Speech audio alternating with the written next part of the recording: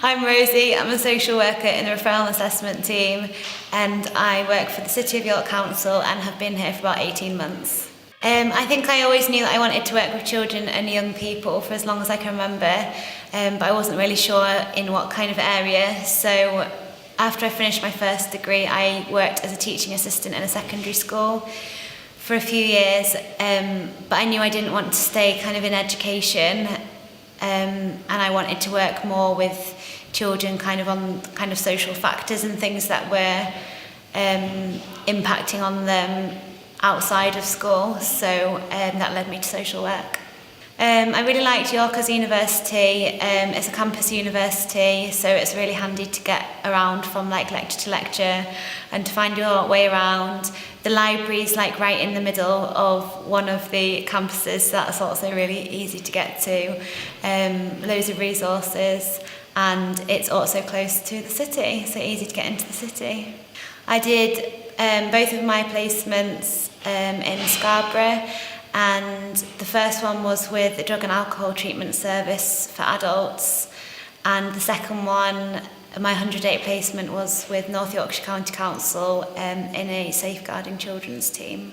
My first placement I really enjoyed because it was in substance misuse, which was an area that I didn't have any knowledge of before, so I just felt like I learned absolutely loads. And my second placement I really enjoyed because it was the area of social work that I knew that I already wanted to go into, and it kind of just confirmed that I wanted to be in safeguarding children teams. My colleagues were really supportive, and getting the experience of being in a statutory placement was so useful, just to see what it is actually like on kind of a day-to-day basis, and getting to know kind of the speed of the work. The assisted and supported year in employment consists of having 3 monthly reviews, setting personal development plans that you set with your mentor to give you personal goals to work towards. You have, as well as your normal supervision that you have with your manager, you have mentoring sessions that just give you extra opportunity for reflective supervision, and to think about maybe a particular case more in depth and to kind of reflect on it.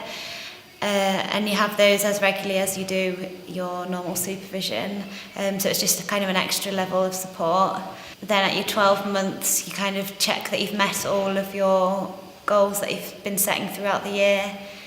and then hopefully you have achieved them. My top tips for when you are completing your ASYE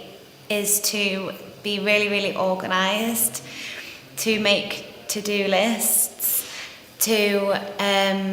make sure that you feel comfortable to speak to like your colleagues and your managers, especially if you're kind of struggling, to make sure that you open up to people and talk about that before it comes to a point where it's got too much. Make sure that you leave your work at work, don't take it home with you, and have friends and hobbies outside of social work to take your mind away from it.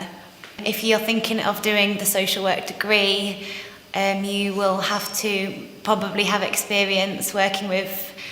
probably vulnerable children or adults, because you will be asked that in your interview,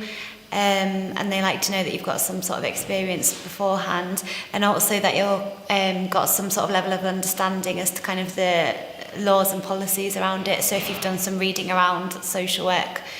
before you go for your interview in the degree, that would be really useful.